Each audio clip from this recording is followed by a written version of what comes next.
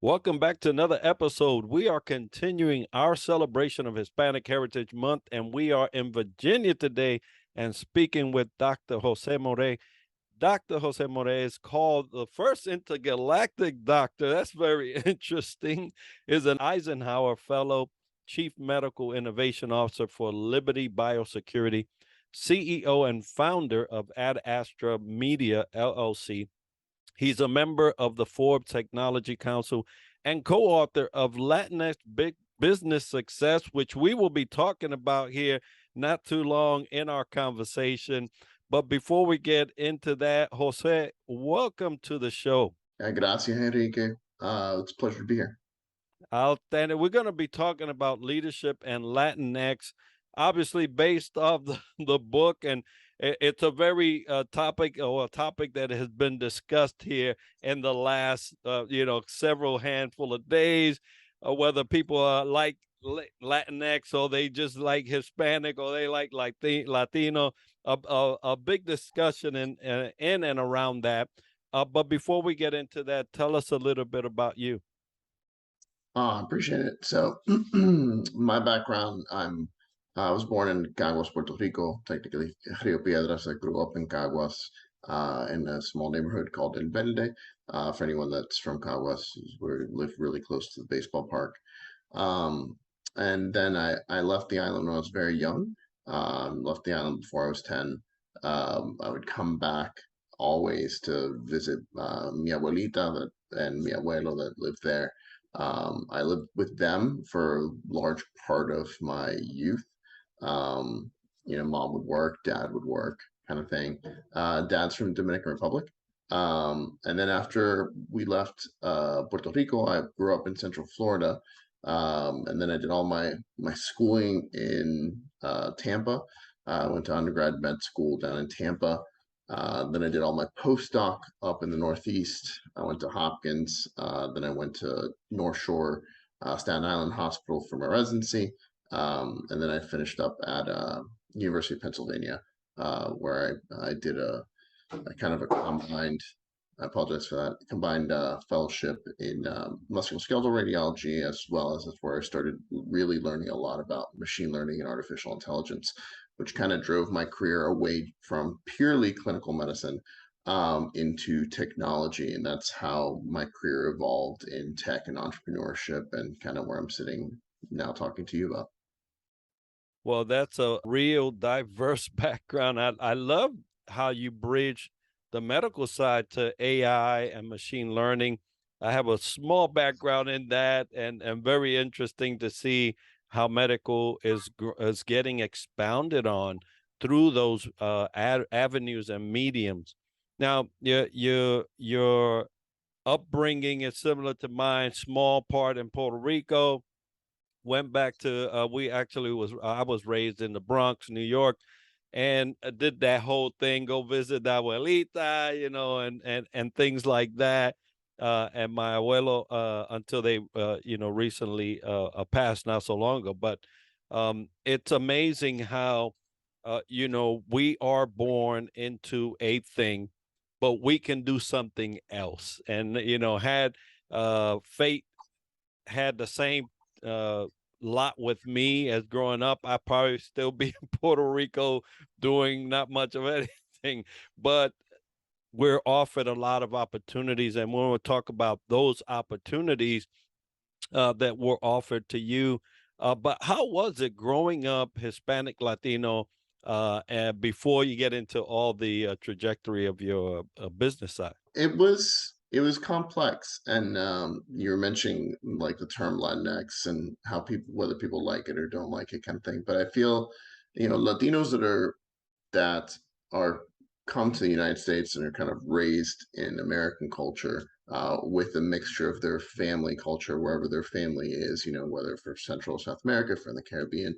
The generations, it's an amalgamation, right? You have this strange mixture of your Latino heritage, or wherever it's from. Dad's Dominican, mom's Puerto Rican, but I grew up in Puerto Rico. And then the society around you. So you end up being a bit of a mix of the society around you and also your own Latino heritage. So I think that's true for most of us, right? And then you get a flavor of wherever you're from. Like you grew up after Puerto Rico in the Bronx, you get the flavor of the Bronx in New York. I grew up in Central Florida. So I get that flavor of the Latinos that are in Central Florida, which are obviously a lot of Puerto Ricanos now, especially after Maria, but there was a lot of Puerto Ricanos at that time as well. But I grew up in very suburban kind of Central Florida realms, and I was one of the only handful of Latinos that went to my school where I went to school. Um, so it was a mixed bag. You were there was always this kind of accepted racism in a way from kids and from the kind of people around you. I feel like kids are usually a little bit more open with these kinds of things. They kind of, they take things from family, they take things from their culture. So you would hear kind of derogatory terms and stuff towards Hispanics, and obviously they lump all Hispanics in together. There's no nuance or granularity as to where you're from. Um, and being one of the few Latinos in the area, you kind of learn to accept it or to kind of take it in as this is just the way the world is, kind of thing. Um, but so it was, so it was a mix and that was one of the reasons mom was very adamant about only speaking Spanish at home.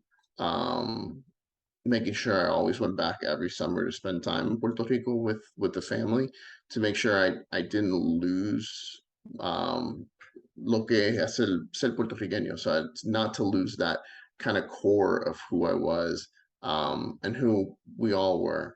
Um, so yeah, so there was no English in the house. That we always spoke Spanish in the house.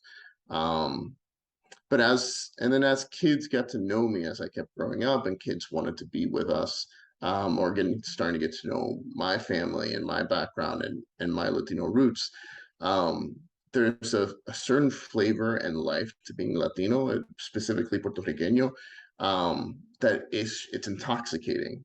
And it's something that it tends once you experience that's why when people go to Puerto Rico, I always tell them go, like everyone falls in love with the island. And yes, the island is physically beautiful, but it's not just the foliage and the flora.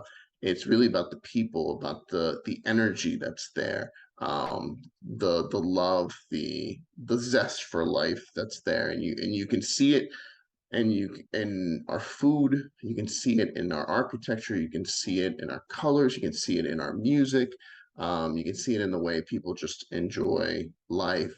And when people from school in Central Florida that weren't from Latino backgrounds started becoming part of and seeing our own life at home, they wanted to be more a part of that. Like as I was growing up, my house eventually became the house everyone wanted to go to on the weekends, right?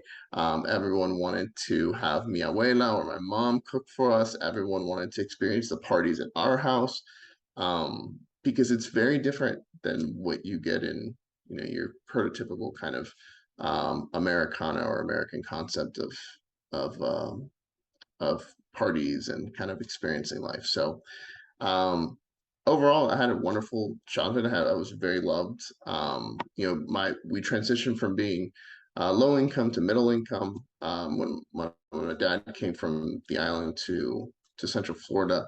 So I never felt like I was missing anything, even if I didn't have like the latest toy or whatever.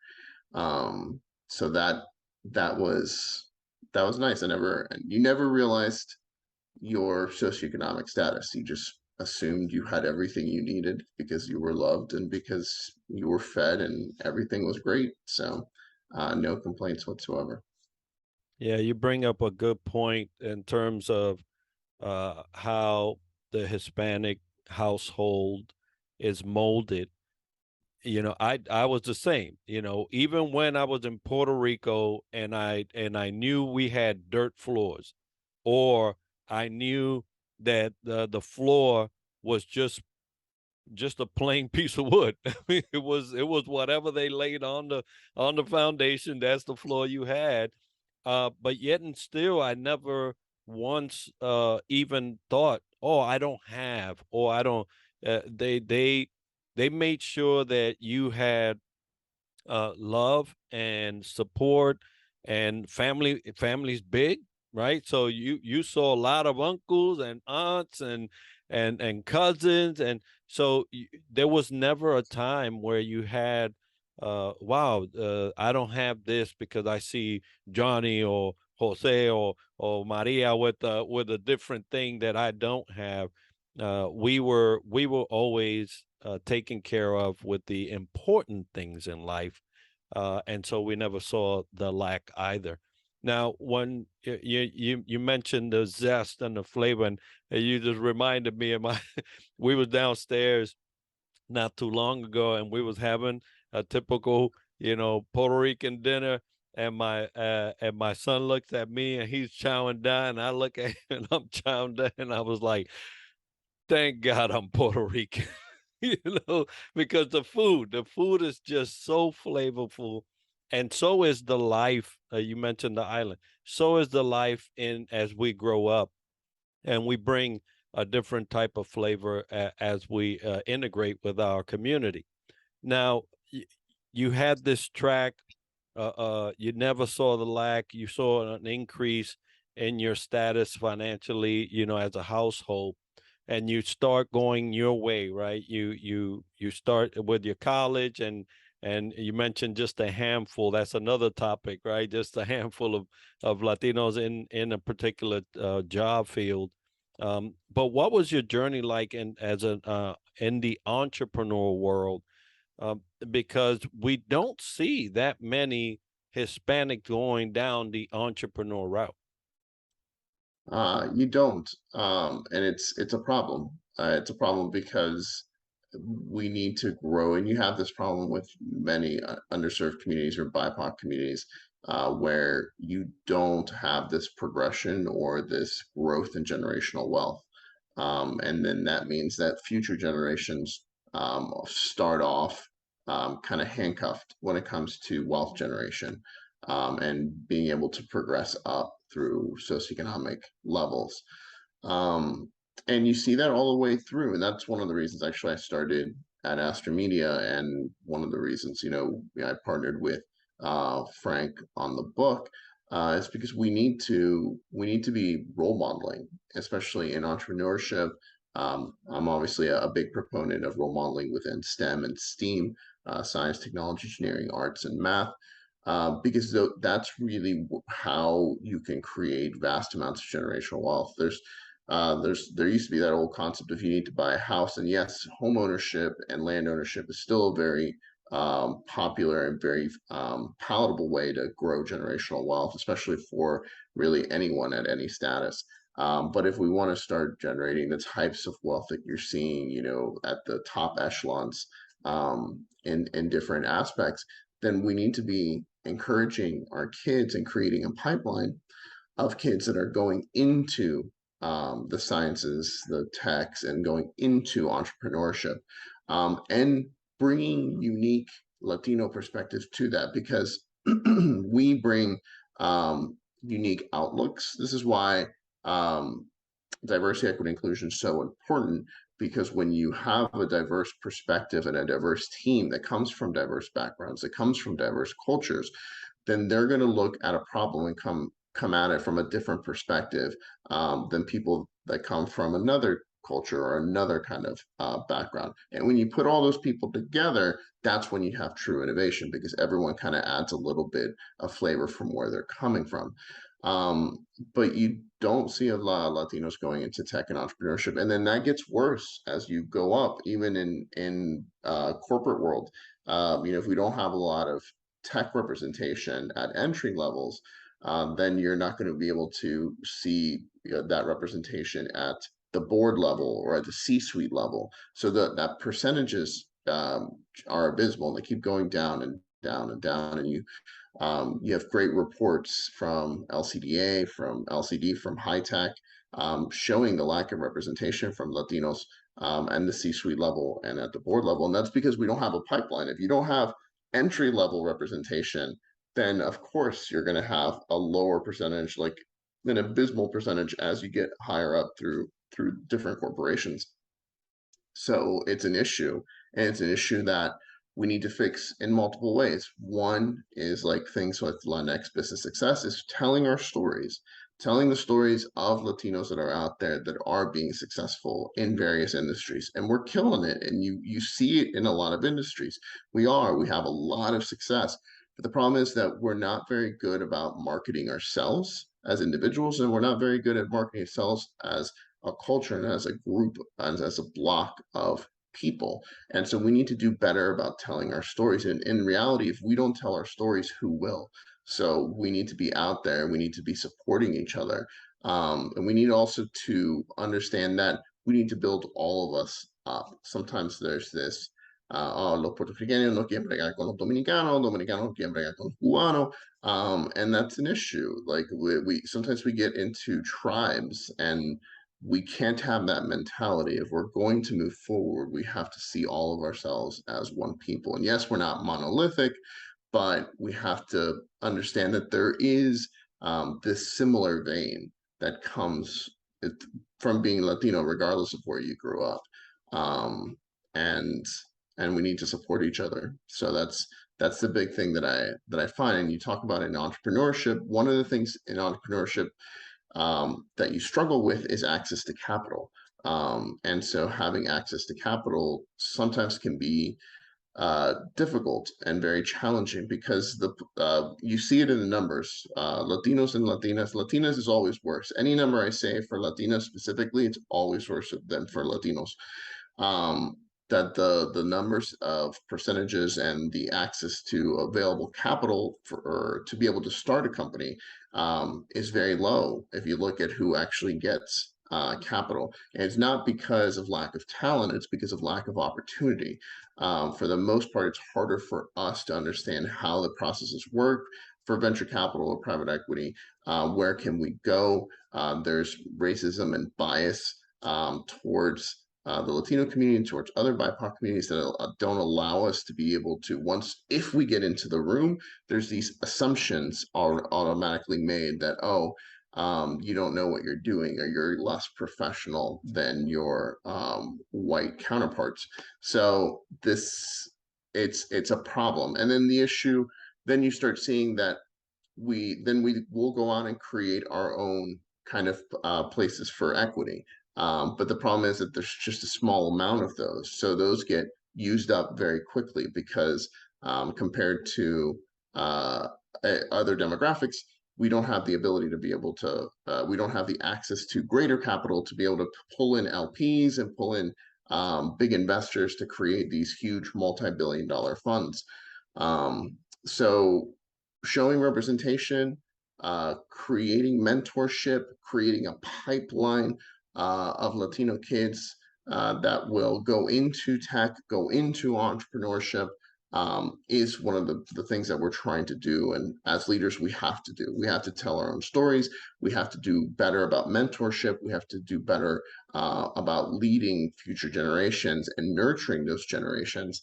And then we have to understand that as we succeed, whether it's in our own entrepreneurship endeavors, whether it's in the corporate world, and we get to those higher levels of success, that we have to come back down and help other people go up. Some people talk about the push-pull, right? Pulling people up with as you go up the ladder.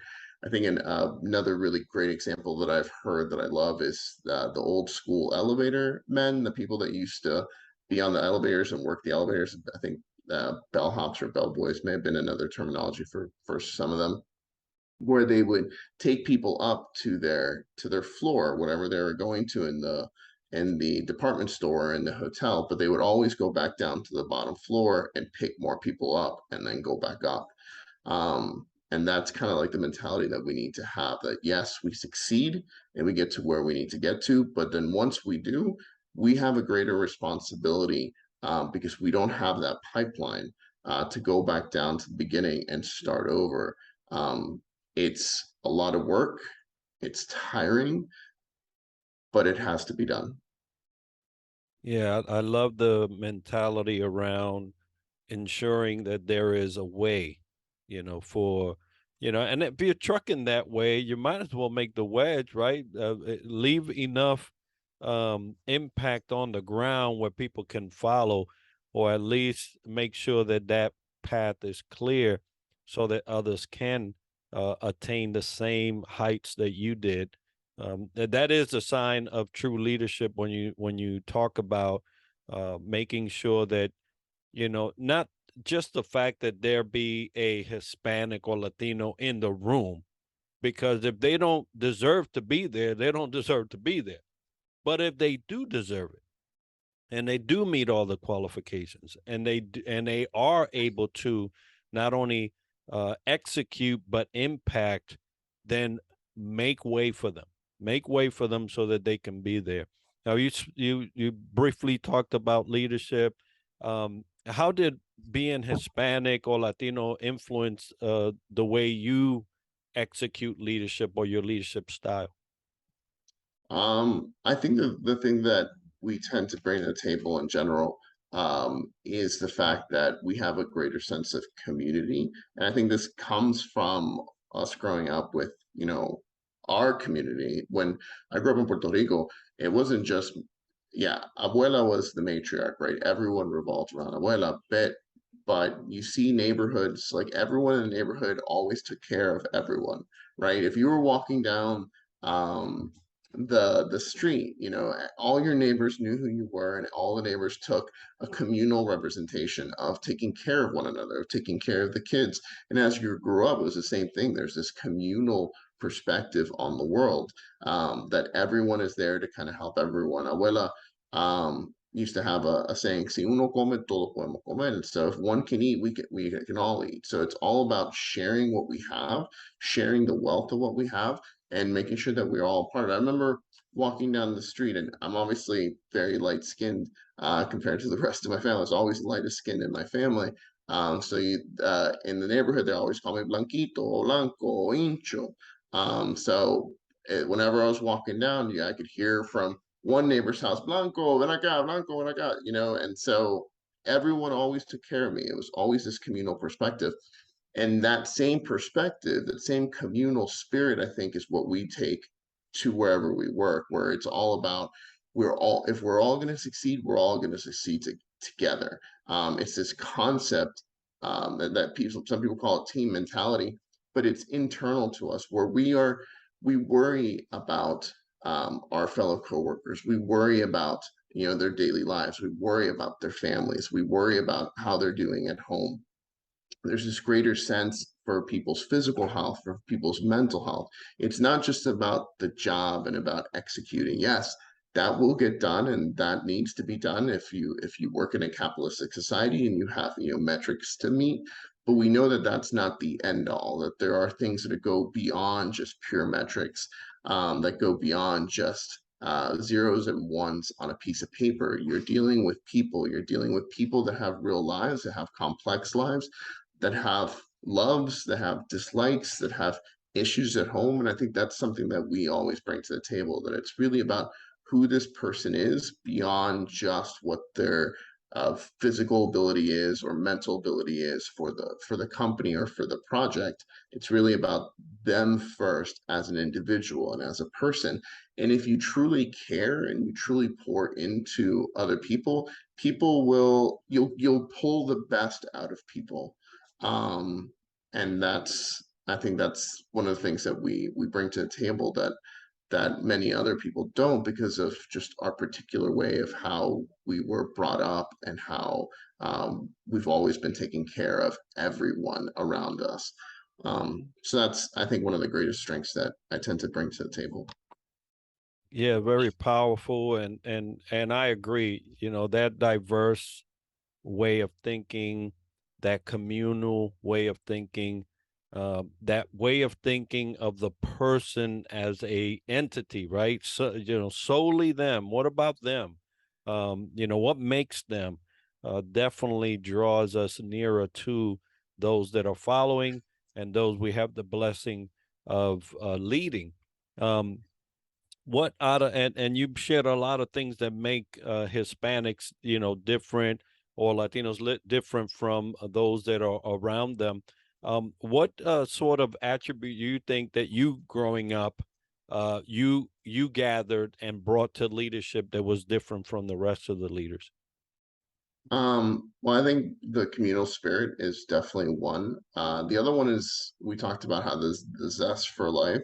Um, just if you're going to be doing something, then you should be doing something that you love, and you should really have your whole heart and soul in what you're doing because you know the opportunity to be alive is a blessing and not and you have to if you're going to be living in this world you might as well be actually living in this world and not just kind of existing and if you're at a party enjoy that party if you're at work enjoy that work if you're with people enjoy them and I think that's something that I've always brought to the table and it's not everyone's cup of tea though, and that's the other thing we have to understand. Like some people take it and like, oh, it's a little intense or that's a little too much. But in my perspective, if you're not here to live, then why are you here? Like live. Like my grandmother, she always was ready to do anything with anyone at a moment's notice. She was always the life of the party.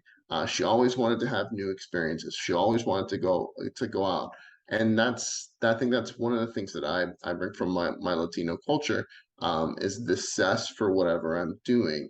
And we have to understand that that's not everyone's going to understand that, and not everyone's going to accept that. And some people are going to even be offended by that.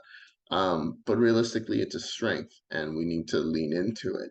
And again, you see it in our food, you see it in our music, you see it in our arts and with something that when we bring to the table in the business world or in the entrepreneur world, it's something that allows us to succeed because it's something that's unique to us.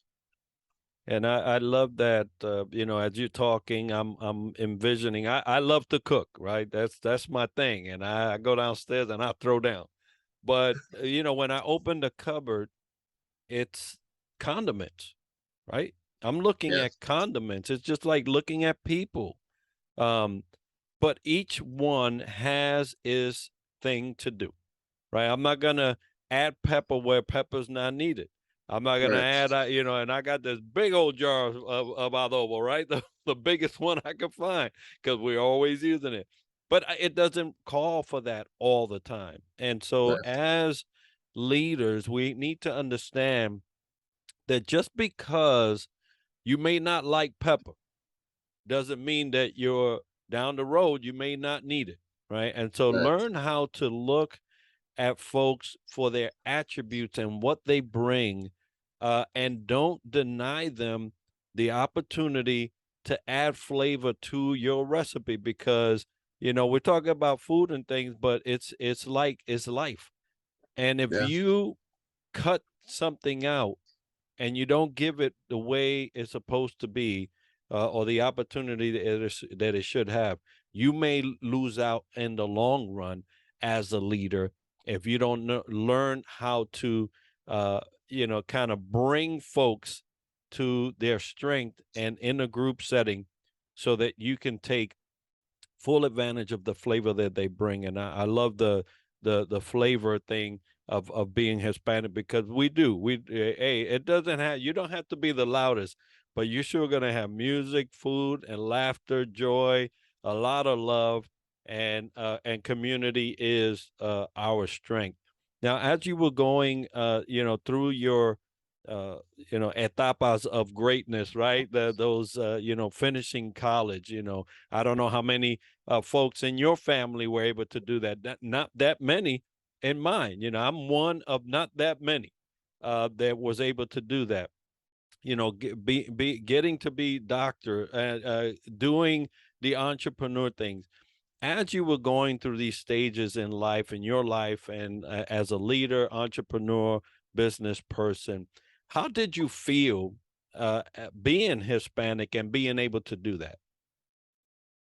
I think well, two things. One, I think being entrepreneurial in retrospect, is something that I found it's very much within our community, very much Latino. I mean, between my mom and my grandma and everyone um always had a hustle. I always was started we're trying there were small entrepreneurs, and we have that all over in our communities where people have, small shops, or they'll do things from their own home. They've always had that entrepreneurial spirit. I think it's actually imbued in us more so than I think in a lot of other cultures. And you've always seen it, like whether someone is just making, postre or pastele from their house, right? And they'll sell them to events, or, to for parties. You always knew someone that either did like little cakes or little whatever rice or whatever, lo pastele.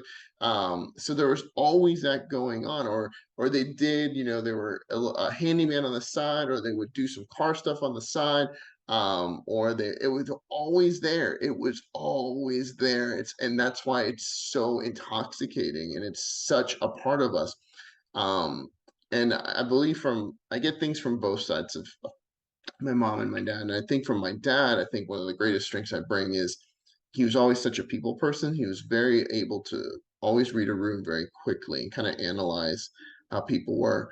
And he was I was, every time dad speaks, especially about how he viewed business and how he managed people, I got that very much from him, and I always listened to him. But my entrepreneurial spirit really came from my mom. My mom was always having a business that she was always starting or always involved with. She was always looking to how she could kind of push things or experiment with things. And she got that from her mom, from mi abuela. And abuela was always trying to see how she could learn and how she could do something new, and do things on her own. And I use the example of how that constant perpetual learning leads to a state of innovation and an entrepreneurship just innately. And kind of an avatar that I speak about in a lot of my like TED Talks or keynote talks, is Leonardo da Vinci, and how he was such an innovator and an entrepreneur because he was constantly learning, and how learning in one industry or in one skill set made him better in another one. So he was a really great artist, but he was a really great artist because he was also a really great engineer. But he was a really great engineer because he was also a really great artist. So as he kept learning different skill sets, that allowed him to become more innovative and entrepreneurial. Now, what was it like me as a Latino into the space? At the beginning, when you're the first, like you talked about being one of a few or whatnot, um, it's you feel a sense of pride, right? And your family feels a sense of pride. Definitely when I went to medical school, my and graduated medical school, that was a huge success for the whole family. The whole family had was weighing in, and there's a big push, and everyone was trying to support and make sure. Like my grandfather didn't see me graduate from med school. He died of pancreatic cancer, but when he was sick, his the one thing he always wanted, he was trying to see me graduate from med school. That was kind of what was pushing him. He didn't get to see it, at least not physically, but he was always that was his thing. That was what he wanted to see. That was what inspired him. And so you get this sense of pride when you're the first, or when you're one of a few, at the beginning. But then the issue is that you start realizing, oh wow, I am the only one. I am the only one in this industry. I am with the one of a handful in this industry, um, or on this project or in this company. And that you realize that's a problem. Even though at the beginning you're like, oh yeah, I made it because I am the one, but then you start realizing the fact that I am the one is actually an issue, and it's actually a problem in and of itself. And then it gets back to that whole earlier conversation about the need for a mentorship to bring others along that come from your background, that come from your story, to not make your story unique. We want to make our stories mundane and commonplace. We want the fact that There are Latinos making businesses that are multi-billion-dollar businesses, multi-million-dollar businesses that are in science, that are in tech. We want that to be boring. That's really the vision. That's the ultimate goal of what we need to be doing, to make it so common that everyone is getting advanced degrees, that everyone is building, multi-million-dollar businesses. That's where we need to get to, because if we don't, then we're just stuck in this cycle of poverty and of lack of opportunity. And that's the thing at the end. You talked about, making sure that people deserve to be there. Talent is ubiquitous. There's talent everywhere. We can find talent in the mountains of Puerto Rico to the mountains of Mexico. Like, it doesn't matter where you are, the talent is there. It's the access to opportunity, to equal opportunity, that is not, and that's what we need to make sure that is done. We need to create that equal access to opportunity. So at the beginning, yeah, you feel special and you're like, oh yeah, this is great, but then you realize, no, this is actually a problem. It's a problem that I'm only one of a few. It's a problem that I am the only one. And that's why we need to be working on things to fix that. And there are systemic things that we need to fix. And that's one of the ultimate goals of what I'm trying to do with a lot of my career now, with my media focus, trying to get more representation in media and try to tell more stories about us, and also changing the what that storyline is, so that los Latino and los Puertorriqueños, los Dominicanos, they don't have to be the people that are cleaning the houses in the background of the storyline. They don't have to be the drug dealers or the person that's in jail. They can be the doctor, they can be the protagonist, they can be the hero that's a scientist. And because that is really important for kids and for us as adults.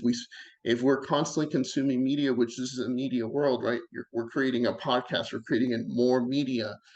We need to be telling those positive stories. We need to be reinforcing ourselves, whether fictional or non-fictional, because that seeps into you over time, and you start framing your outlook of what your opportunities are, of who you are in this world, how you should be in this world.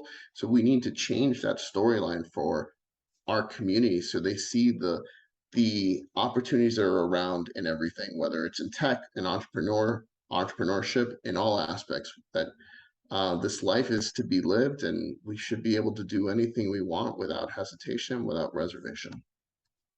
Yeah, completely agree. When I served in the military, there were a lot of firsts that I was involved with. I out of my class, my graduating class from meteorology and oceanography, I was one of maybe two Latinos in the class. Number one, there weren't that many Latinos in the meteorology and oceanography course in the Navy. La mayoría eran blanquitos, and there was I'm talking about a handful of among many of either African American, Hispanic, or any other, nationality. And I was one of that class that ended up serving 26 years and getting as high as I did. Um, and there is a pride, that comes with that. I remember sending my story to Ponce, they put it in the paper. And it's one of those things that initially hits you, but then the realization is, man, you're like a dot in a sea, right? A Pacific Ocean. And how does that play out? How does that grow into something that's um, repeatable, right? Something that's repeatable and mundane and maybe boring later on. Now, let's talk a little bit about LatinX Business Success, a great book, co-authored with my friend Frank in Cali. Tell us a little bit around, why you guys ventured to do this project. Yeah, well, Frank and I have very similar outlook and very similar spirit of trying to uplift the Latino community, and show that there are amazing leaders and amazing mentors and amazing role models that are from our community that are killing it in so many different industries, and that should be uplifted and should be used as examples for future generations, and also examples for leaders in other industries that don't come from our background, saying, oh, you know what, you're looking for a new executive in XYZ technology or an XYZ industry. Well, why don't you look over here? Why don't you look at all the Latinos that are doing an amazing job, that are they're perhaps junior VPs, or deputy secretaries or assistant secretaries in different in government or whatnot. Like, there are people that are excellent in what they do, that bring a level of excellence to their industry, their projects, that are on par with any of their peers. But the added benefit that they also bring is that they have uh, a Latino background that gives them really a leg up, because they are different than what's already there. And that difference in mentality, that difference in upbringing, that difference in perspective will give your organization, regardless of what it is, an advantage, a capitalistic advantage, to be able to innovate and think differently. Because not only are they successful and meet all the requirements from a technical perspective, but then they have that added flavor of coming from a very different background than everyone else that's already there. And once you sprinkle that in, that's going to bring out more innovation, more success, better GDP, better profits, better ROI than what you currently have. So it's important for us to be highlighting the people, so that our peers that come from other backgrounds, can see us and say, oh, okay, I had never envisioned it, because we're not in their circles. We're not in their communities. And that people are just, sometimes they don't understand the opportunities that there are in the Latino community, how progressive we are, how forward thinking we are, how technologically advanced we are in so many fields, whether it's cyber, whether it's blockchain, whether it's artificial intelligence, whether it's geopolitics.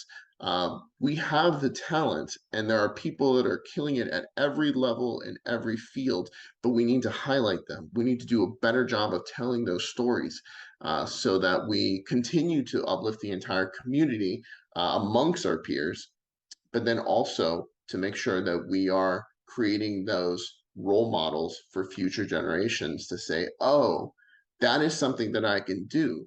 That is a way for me to move up from where I am, or that is something that I can dream about doing. So it's a twofold thing, and that's why I started at Astra Media, focused on creating a production studio that has everyone from diverse backgrounds from a creative perspective, but then we're telling diverse stories, whether fictional or non-fictional. And Frank has been working on pushing things through Estiempo and the 365 Latino Leaders and the Silicon Valley Latino Leadership Summit. He's always been pushing this very same perspective from Silicon Valley and from a specific tech perspective. So we came together to say, hey, let's do this book together. So we went out and we interviewed leaders from all swaths of industries, and we talked to them about, essentially, what was it like, kind of like this very interview. What was it like growing up? What was it like getting into your industry? What were the obstacles that you faced once you got to your industry? How was it being, some of these people were the first, or one of, always usually one of few. So what was that like? What was the industry before? How has it changed, for better and for worse? And what does your particular industry need to do to keep elevating Latinos into your industry and as a whole? Across the landscape, what do we need to do?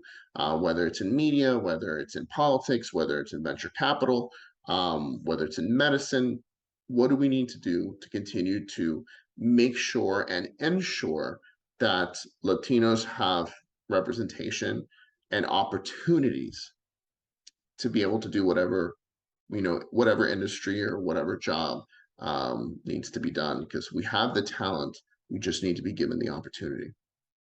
Amazing. And Frank is a great innovator and doing great things over there in Silicon Valley. Leadership Summit is coming up here in a couple of weeks, if not a Yeah, week from now. And so happy about that. Now, Jose, if someone wanted to get a hold of you, for whatever services you guys provide in the media side, or to get to chat with you, or to purchase the book, which we'll make sure that the link to the book is part of the show notes and video, so folks can get it. But how would they do that? absolutely.